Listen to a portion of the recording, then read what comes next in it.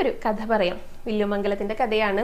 ഇതേപോലെ ഒരു ഏകാദശി ദിവസം വില്ലുമംഗലത്തിന് ഭഗവാൻ ദർശനം നൽകിയിട്ടുണ്ടായിരുന്നു. അദ്ദേഹം ഗുരുവായൂരപ്പനെ കാണാനായിട്ട് വന്നിരിക്കുകയാണ്. അപ്പോൾ ക്ഷേത്രക്കുളത്തിൽ കുളിച്ചിട്ട് ചുറ്റമ്പലത്തിനകത്തേക്ക് പ്രവേശിച്ചു കേട്ടോ.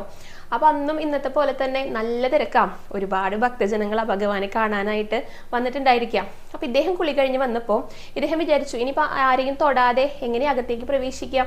കാരണം എങ്ങനെ പോയാലും ആരെങ്കിലും ഒക്കെ ഒന്ന് തൊട്ടു പോകും. കാരണം നല്ല തിരക്കാണല്ലോ. അങ്ങനെ ശങ്കിച്ച് നിൽക്കുക കേട്ടോ, എങ്ങനെയപ്പോ ഒന്ന് പോകുക എന്ന് വിചാരിച്ചിട്ട്. അപ്പോഴാണ് പുറകിൽ നിന്ന് ഒരാൾ വിളിക്കുന്നത്, അല്ല വില്ലുമംഗലം, കുളിയൊക്കെ കഴിഞ്ഞിട്ട് എന്താ അവിടെ ഇങ്ങനെ മേപ്പെട്ട് നോക്കി നിൽക്കണേന്ന്. നോക്കിയപ്പോ ആരാ? നമ്മുടെ ഭഗവാൻ. എൻ്റെ കൃഷ്ണ, ഞാൻ ആലോചിച്ച് നിൽക്കായിരുന്നു എങ്ങനെ ഞാൻ ആരെയും കൂട്ടി തൊടാതെ അകത്തേക്കൊന്ന് പോകുക എന്ന്. വില്ലുമംഗലം ഒരു കാര്യം ചെയ്യൂ, ആ കൈ കൊണ്ട് എൻ്റെ കയ്യിലൊന്ന് പിടിക്കൂ, എന്നിട്ടൊന്ന് നോക്കൂ എന്ന് പറഞ്ഞു. അപ്പൊ ഭഗവാൻ പറഞ്ഞതല്ലേ. വില്ലുമംഗലം വേഗം ഭഗവാന്റെ കുഞ്ഞി കൈകളൊന്ന് പിടിച്ചിട്ട് നോക്കിയപ്പോ എന്താ കാണുന്നേ? അവിടെ ശീവേലി കൊട്ടിക്കൊണ്ടിരിക്കുകയായിരുന്നേ.